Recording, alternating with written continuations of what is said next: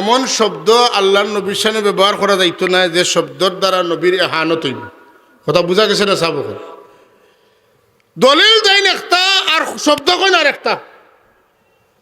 সব নবী হলে ছাগল রাখছেন, কথা বুঝেন যেন, রাল গানাম, কথা বুঝছেন না?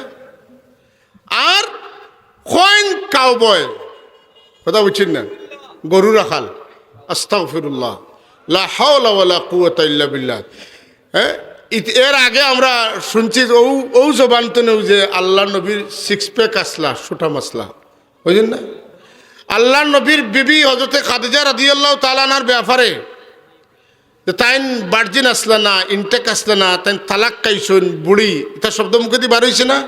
একই ব্যক্তির কাছ থেকে বার হয়েছে। বছরের পরিবর্তনে নতুন আর একটা শব্দ আইছে যেটার দ্বারা আল্লাহ নবীর এহানত হয়। লাখো লাখো মানুষ যার মহফিল হইন, গফ করেন আমি তো গেছি না, দেখছি না, একজন মানুষ নাই তারার মাঝে যে একজনে হয়তো বলে তুমি নবীর সামনে বেয়াদবি করি আইতরাই, তুমি তফসির করতে হইলে তার শব্দ বাদ দিয়ে তুমি তফসির করো, আর নাইলে তোমার তফসির আমরা শুনতাম নাই। এই কথা কোনেওয়ালা কেউ নাই। একগুলো আহলে হাদিস এরা এমন এক পর্যায়ে আছে যে যারা এতেকাদি বেদাতের মধ্যে আছে, যারা শিরক করে। আপনারা ইতিমধ্যে জানছেন, কথার কথা কইয়ার আমি কোনো ব্যক্তির নাম কইয়ার না, যে আল্লাহর নবীরে আল্লাহ নিষেধ দিছেন ইলা শব্দ দিয়া তোমরা আমার নবীরে ডাকিও না। যেটা শব্দের মধ্যে দুইটা অর্থ আছে, একটার মধ্যে খারাপি আছে আর একটার মধ্যে বালাই আছে। ইলা শব্দ দিয়ে তোমরা ডাকিও না, কারণ ইটা শব্দ দিয়া ইহুদি হলে উদ্দেশ্য লইতা নবীর প্রতি খারাপ অর্থ, আর তোমরা নবীর সাহাবী হল তোমরা নেও বালা অর্থ। আইস্তনে আর তোমরা আমার নবীরে এই শব্দ দিয়া ডাকিও না।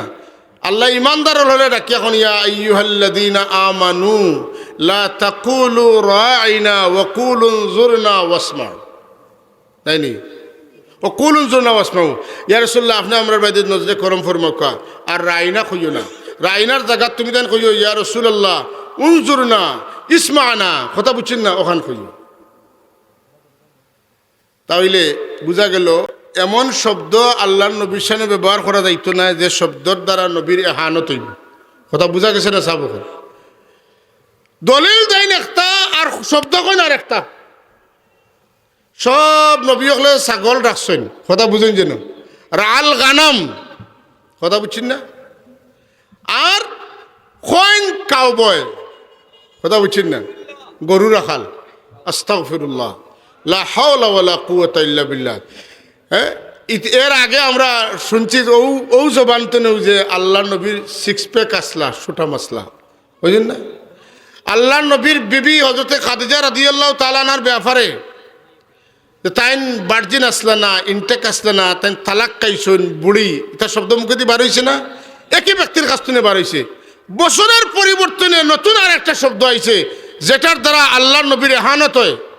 লাখো লাখো মানুষ যার মহফিল হইন, গফ করেন আমি তো গেছি না, দেখছি না, একজন মানুষ নাই তারার মাঝে যে একজনে হয়তো বলে তুমি নবীর সামনে বেয়াদবি করি আইতরাই, তুমি তফসির করতে হইলে তার শব্দ বাদ দিয়ে তুমি তফসির করো, আর নাইলে তোমার তফসির আমরা শুনতাম নাই।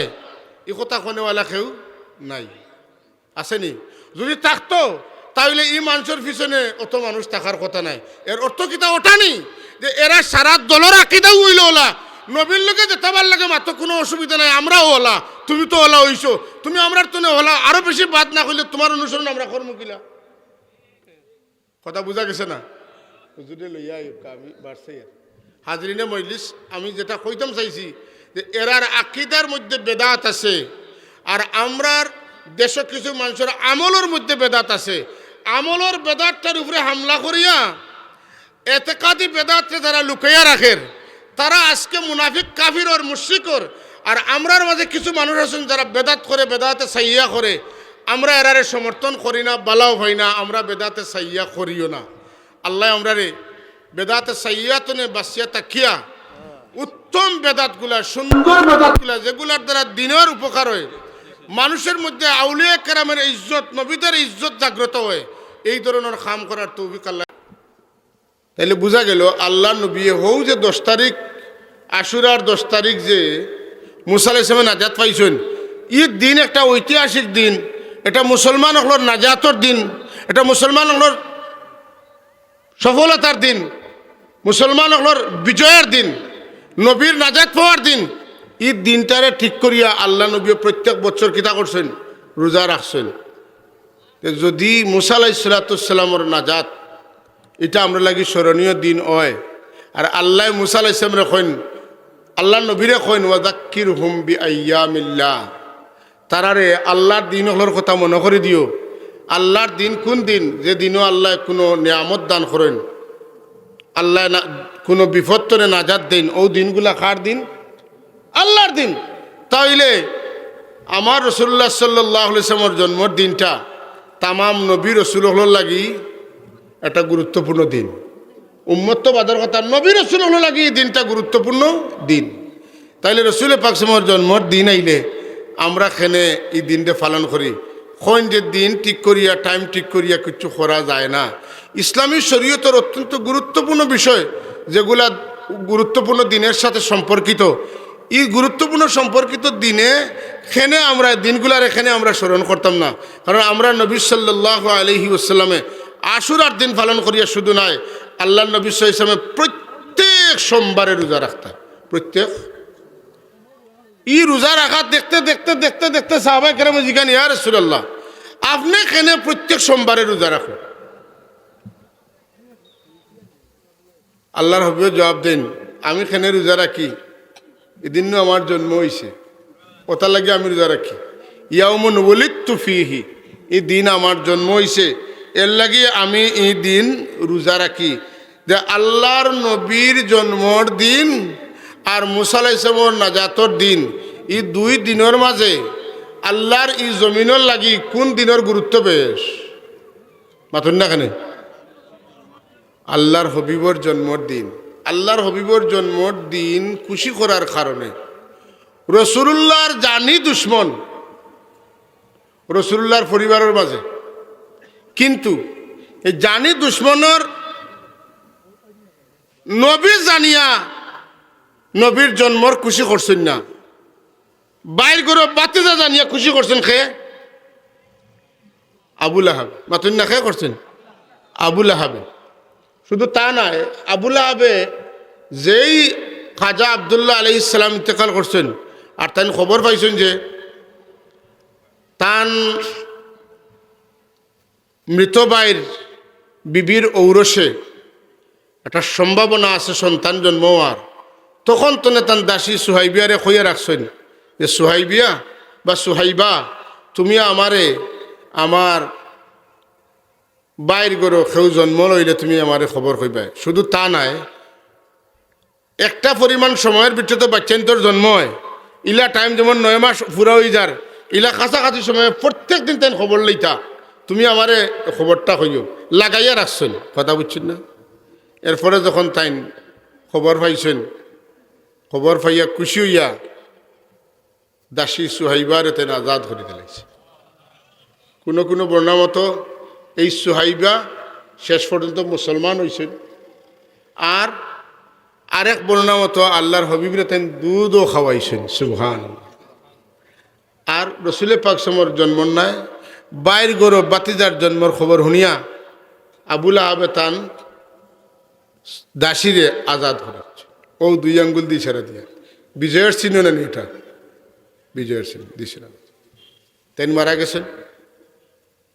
মারা যাওয়ার পরে তান আফন ভাই রাসূলুল্লাহর ছোট চাচা হযরত আব্বাস রাদিয়াল্লাহু তাআলা আনহু তাই স্বপ্নে দেখছেন তান বাইরে খারে বাই খে আবু লাহাব। আবু লাহাব সম্পর্কে জানার কোনো অপেক্ষা রাখে না যে আবু লাহাবর নবীর লোকে বেয়াদবির কারণে লাহাব একটা সূরা আল্লাহ নাজিল করছেন। আবু লাহাবর বউ আবু লাহাব তো আরো বেশি দুষ্ট, রদির মাঝে গরমর মাঝে আইসেন, আবার বাদেও বেটিয়ে ও শুরু করেছেন, ও যে তোমার তানোর একজন কোন নাও করো না, নিষেধ দেও না, যে গে ফাওয়ার মুখা চাইয়া মারত নগে চকুর মুখা চাইয়া মাতের, তোমার তানটা গাইল খাওয়ার, এই রে তুমি কিচ্ছু করতে পারো না। এই অবস্থার সবসময় আগুন জাল দিয়ে রাখতো, আর কি মাথা গরম করে দিত সেই আবু লাহাব। আল্লাহ নবী লোকে চরম বেয়াদবি করছেন। আল্লাহ নবীরে ধ্বংস হওয়ার লাগে নিপাত যাওয়ার লাগে দোয়া করছেন আল্লাহ রব্বুল আলমিনে এই আবুল আহাবের উপরে খেফিয়া আল্লাহ কিতা করছেন এক সূরা নাজিল করছেন যে আমার নবী ধ্বংস হইতে না তুই ধ্বংস কন্যা সুবহানাল্লাহ খালি তুই নাই তোর বংশ ধ্বংস লাকড়ি তুকে ওরা বেটি টিটিও আসিল তাই তাকি তাইন খামে খাতে শিকারেও করে আর বেটি ভাড়ে উঠিয়া গোসা তু বইতো লাকড়ি তু বইতো কত কিতা করতো রসুল পাকসম যে রাস্তা বা চলতে সম্ভাব্য রাস্তা অর্থাৎ খাটা বিছাইয়া রাখতো আর লাকড়িয়া নিয়ে গরু জ্বালাইতো আল্লাহ এই বেটির পরিচয় তুলিয়া দরিয়া আল্লাহ কুরআন শরীফে গালি দিছেন তাব্বাত ইয়াদা আবি লাহাবিন ওয়া তাব মা আগনা আনহু মালুহু ওয়া মা কাসাব সায়াসলা নারান যাত লাহাবিন ওয়া ইমরাআতুহু হাম্মালাতাল হাতাব দারু তুকাউরি বেটি আল্লাহ কুরআন শরীফে তানে কইছেন ইজ্জত দিছেন না বেইজ্জত করছো আল্লাহ বেইজ্জত করছে সেই আবুল আহাব তান বাইরে খন ভাই আমি তো আমার বাতিজারে নবী মানছি না কিন্তু বাতিজা মানিয়া বাতিজা জানিয়া আমি খুশি করছিলাম দুই আঙ্গুল দিয়া আমি আমার দাসীরে আজাদ করে দেওয়ার কারণে আল্লাহ আমারে অত মায়া করছেন যে প্রত্যেক সোমবারে আমারও দুই আঙ্গুলের ফাঁকে দিয়ে বেহেশতি পানি দেয়নি আর আমি এই সোমবার দিন আমার জানো একটু আরাম পাই পানি খাইয়া খাইয়া কাফিরর ব্যাপারে আল্লাহর আইন হইল কোনো কাফির রে বেহেশতি কোনো নিয়ামত দেওয়া হইতো নাই কিন্তু আবুল আহাব এবং রসুল্লাহর আরেক চাচা আবু তালিব মাতুন না কে আবু তালিব ই দুজনের লাগে আল্লাহ আইন বদলাইছেন তান শরীরও আগুন লাগতো না খালি পাওয়ার তোলে এগুলো স্যান্ডেল আর হ্যান্ডে প্রত্যেক সোমবারে আল্লাহ আইন বদলাইয়া যাই হয় না কেন আমার নবী যদি নাও মানে বাতিজা জানিয়া তো খুশি হইয়া ঘুরে তো আমার নবীর উপরে এই কামটা আইছে এর লাগে আল্লাহ তানে মায়া করেন ইমামুল মুহাদ্দিসিন হলে কইন যে একজন কাফির হওয়ার বাদে যদি আল্লাহ তানে একটা কাফির হওয়ার কারণে শুধু কাফির নাই দুনিয়া বাসা কাফির যে কাফিরের নাম কোরআন শরীফের রেকর্ড আছে কোন সূরার মাঝে উল্লেখ নাই একটা সূরার ক্যাপশন যদি এক কাফির হয় আর এর বাদে ও কাফির একটা বালা ব্যবহার নবীর ব্যাপারে করার কারণে আল্লাহ যদি ই মানুষের লগে ই সুলুক করিয়া তা হইন তাইলে কোনো মুমিন যদি নবীর জন্মে খুশি হইয়া শুক্রিয়া আদায় করে আল্লাহ তারে মিনিমাম কিচ্ছু দিলে ছোটো কিচ্ছু দিলেও তারে বেশ ছাড়া আর কিচ্ছু দিতে না